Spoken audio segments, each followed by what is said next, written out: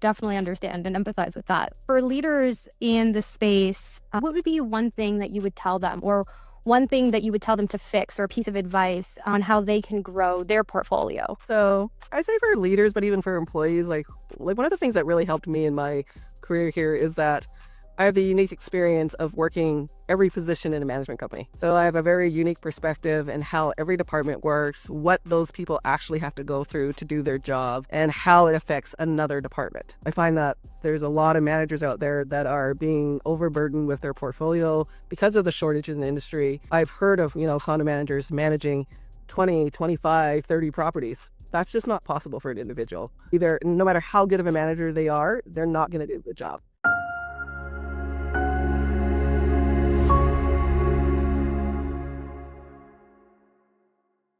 Hi, Verna. Thanks for joining me today. For our listeners, Verna Penner is the Director of Property Management and Condominium Associate Broker of Simco Management in Calgary, Alberta. With 33 years experience in the industry at Simco, they have over 27,000 doors across multifamily, single family, and commercial properties. So let's start with getting to know you, Verna. Walk me through your journey into property management and what drew you into this business. Like, how did you get down this rabbit hole, especially after 33 years? So what drew me into property management was back when I was, 24. I was tired of my two jobs that I had. I was a single mother of two. And I thought the responsible thing at the time was to quit both jobs and go on vacation for a month for that. So while I was finishing up my vacation, I was talking to my mom, and she basically said that my cousin Ming, who owns another property management company, was hiring and I should go work for her. And my immediate response was no, because her job's boring. So I had temped for her when I was a teenager for 2 weeks in her office. And of course, I found it boring. And my mom pointed out that you're a mother now and you have two children and you need to be responsible. And I'm like, fine, I'll go work for her. And that kind of started my journey on property management. And it's not boring at all. Not boring. And obviously, I'm still doing it. Yeah.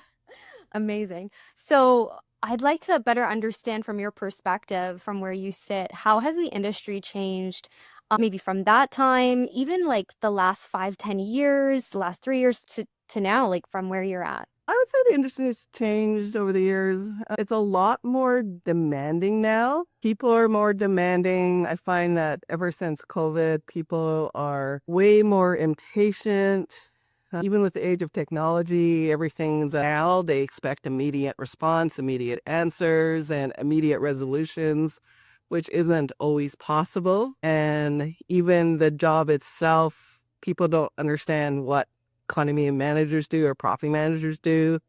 They think we do everything and they don't quite understand the role itself in that aspect. But yeah, I would say the industry's changed, that people are just have much more demands and much higher expectations that aren't necessarily realistic expectations. Fair enough.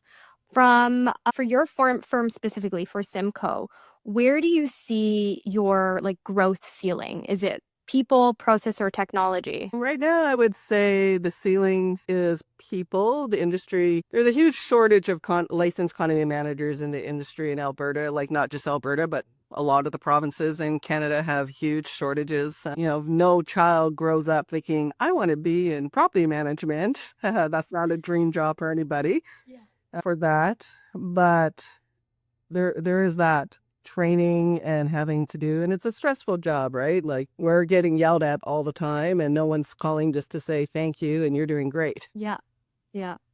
No, absolutely. That's why I got out of it. Happily retired. I know I don't look like it, but happily retired. Loved it, but I'm like, oh, there's a lot. There's a lot to unpack there. So then knowing that you're already doing the technology thing, people are obviously limited, right? What is your playbook then for maximizing your team's like productivity this year, or, next 3-year plan? We've been looking a lot into AI, where AI can be useful in helping our staff in trying to streamline processes or things that they can do where AI could do it and frees up their time. We've created I think a strong support system in our office for our staff as well, where they can go to somebody for questions and answer. We do a lot of in-house training here, but I feel in the future, AI could be quite a strong component in helping deal with some of the more everyday calls that could be taken by somebody else or Yeah. AI. Yeah, almost like an extra set of hands, right? Because Right. AI doesn't need to take vacation. AI, like, Exactly. as scary as it sounds, but it's like, you know what, to have an extra set of hands, it's never a bad thing, right? So, yeah, fair enough. I'm curious, again, because you have so many years experience under your belt. What is one thing that used to be a headache that you now make money from, or that you now make money with? Well, I was joking with where I was telling my husband about this, and he said, "You should say your husband." And I'm like, well, I don't know. Do you actually make me more money now? So I would say what's helped is certain technology that has improved over the years or software that's been developed. Similar to like climate control, we use it for communication. So back in the day, everything went out by, Canada Post Mail. And even with emails, it was hard to send out an email distribution to 300 people in seconds, where now there's software where we can communicate with large volumes of people in a matter of seconds and get that notice out and keep the communication up. So that's helped productivity, which in terms for the company makes more money. Right, right. Again, it's like the extra kind of helping hand, right? So then with that being said, how has your customer acquisition strategy evolved from, when you probably onboarded with Simco years ago to, you know, today? Like, what does it look like now? Like, how much does it actually cost you to take on a new community? Because again, you have to hire a new person, you have to train them. Like, what does that look like? So, well, there are some costs. It's mostly more time spent. It's, to us, it's the cost of doing business when you're picking up new clients. Like, yes, you have employee costs. There could also be technology costs in the sense that the size of our servers have to increase once we hit a certain capacity, right? It's more of the time and effort involved, things like that. We don't charge our clients for onboarding a new client, but there's definitely work involved of, employees' time. Absolutely, absolutely. And it takes it's not done overnight, right? Like as I say, Rome wasn't built in a day, and every community is different. So I always find that when you get into a new site, you kind of have to get your groove first, right? And that's just it. You can't change that in any other way. People have to get to know the manager and trust the manager, right? And so, Right. yeah, absolutely. Well, and we're learning about the property. We're finding things that they were doing or not doing. It takes several months to onboard Yeah. a new client. Mechanical equipment alone, Yeah. right? Like, who were they using? Why did they do it that way? Why did they put that piece of tape there and not? Yeah. Oh, well, even sometimes a building or complex can be so large. Like I remember we had this one complex. It took me, I think, a month to actually learn my way around the complex. I didn't get lost in it.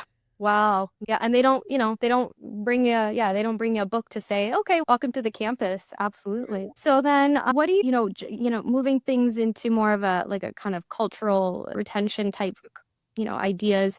What are you doing differently with the company this year in terms of culture to again keep that motivation up, to keep that productivity up? For Simco, like I would say for this year, we're not really changing our workplace. We've worked really hard over the years to develop a really good workplace culture. We've implemented a lot of things in the past that we've set aside.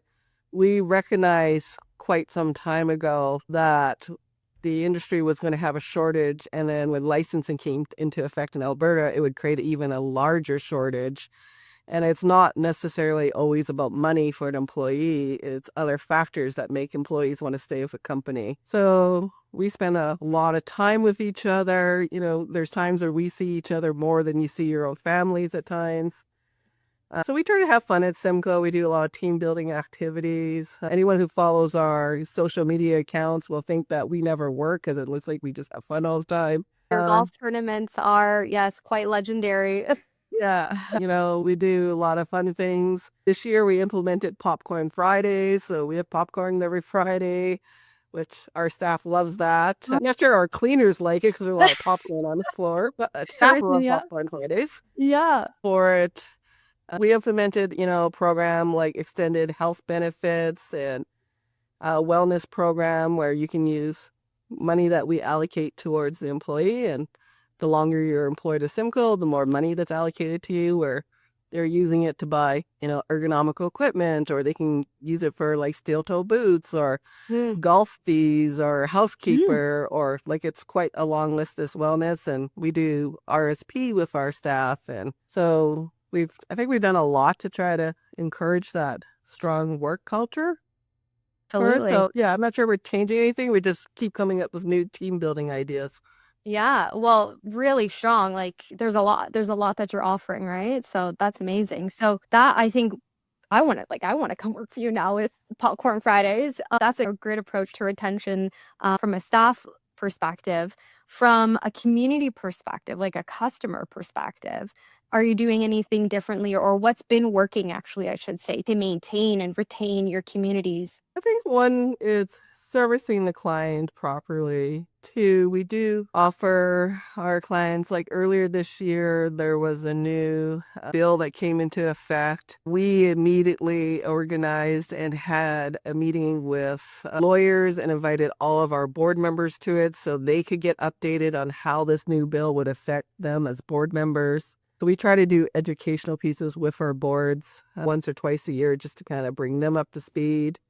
We encouraged our boards to attend things like CCI in Calgary here that hosts things as well for boards to learn. But I think the big one for, our clients is always communication. Yep. Yep. And the additional education is never, yeah, never a bad thing. I love that. So then, how have your doors grown without growing managers? Like you're onboarding communities very often, very quickly. How are you able to, you have a great company culture with your staff, you're educating your clients, your customers often.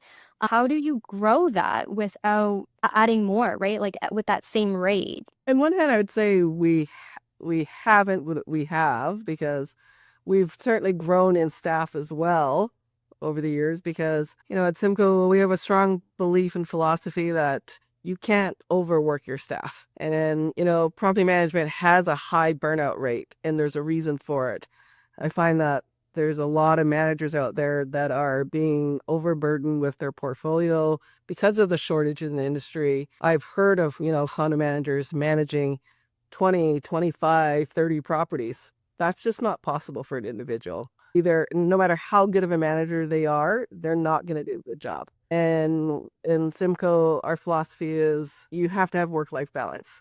So, you know, I myself may not practice that very well, but we certainly want it for the staff. We don't want our staff working 12, 14-hour days and getting burnout. We want them to have the right size portfolio where they're still making, a very good salary, but they can still have a life outside of work. Yes, absolutely. That is harder said than done. I definitely understand and empathize with that. For leaders in the space, what would be one thing that you would tell them or one thing that you would tell them to fix or a piece of advice on how they can grow their portfolio? So I say for leaders, but even for employees, like one of the things that really helped me in my career here is that I have the unique experience of working every position in a management company. So I have a very unique perspective in how every department works, what those people actually have to go through to do their job, and how it affects another department. And I would say for anyone,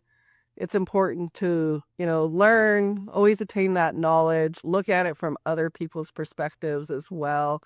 Very often employees just kind of go, well, this is what it's causing me. And they don't really think that, well, this is also causing the accountant or the admin person this issue when you don't do something for them, but you Right. expect them to do this. And it makes everyone, I think, a better leader if you understand fully the job and what people are going through, because how do you implement policies and procedures if you don't even know what they're doing?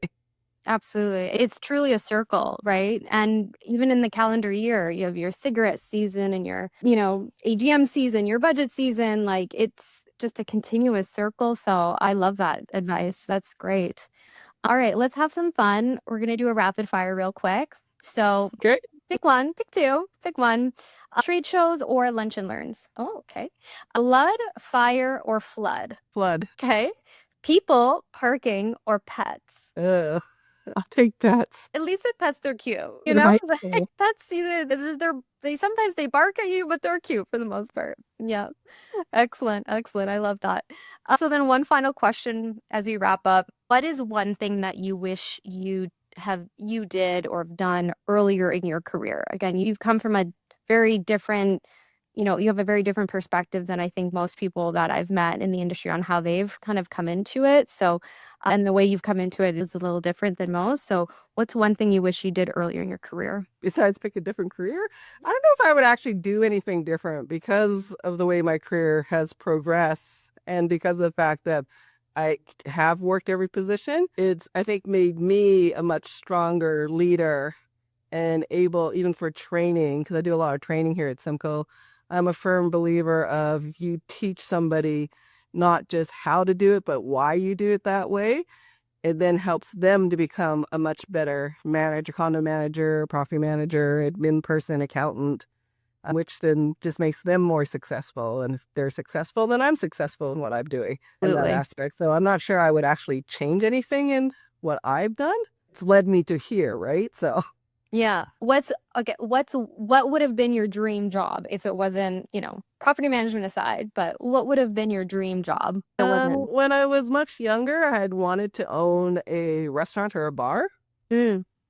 And I actually was in the restaurant industry before that. And I had worked myself up and I was like an assistant manager in a restaurant and I did all that and I probably could have went that way, but then I changed, careers and I got tired of working till like, 2, 3 in the morning at a bar or It's funny because I feel like property management, the interchangeable skills with the restaurant and hotels is very similar to property management. And so when you're like, oh, I don't want to work late nights, there are definitely late nights. There's a level of hospitality. So, like, that transferable skill, I think, is amazing. And that's maybe where we'll find our next set of new property managers, right? Like, this next generation is folks that have worked in the hospitality industry and have them come on, right? Like, how do we find these people to say it's a good job, it's good pay, it's, you know, good work-life balance if you set your boundaries, right? So that could honestly be where we find our next group of individuals. So, yeah, I would agree with that. We found a lot of staff over the years from the hospitality industry. I find that if you can work in the hospitality industry, you can work in property management because there is a lot of transferable skills. yeah, absolutely. Well, thanks again, Verna, for joining me today. I hope you had fun and I wish you continued success. So thank you. It was great.